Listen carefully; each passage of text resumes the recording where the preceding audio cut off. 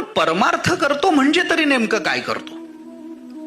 हातामध्ये जपमाळ घेऊन परमार्थ बसणं याला परमार्थ म्हणायला संत तरी तयार नाही. नुसतं देवासमोर बसणं, देवाकडे बघत राहणं हा परमार्थ नव्हे.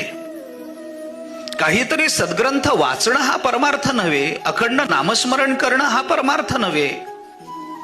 हे सगळं जरी परमार्थामध्ये मोडलं जात असलं, मांडलं जात असलं, तरी हे गौणार्थानं याला परमार्थ म्हणतात. मुख्यार्थानं परमार्थ नाही.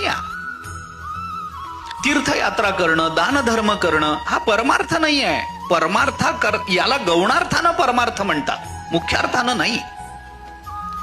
खऱ्या परमार्थाकरता हे करावं लागतं म्हणून करणं चालू आहे. पण खरा परमार्थ म्हणजे दान नव्हे. खरा परमार्थ म्हणजे जपमाळ घेऊन बसणं नव्हे. खरा परमार्थ म्हणजे तीर्थयात्रा करणं नव्हे. मग आम्ही हे सगळं करावं की करू नये? अवश्य करावं.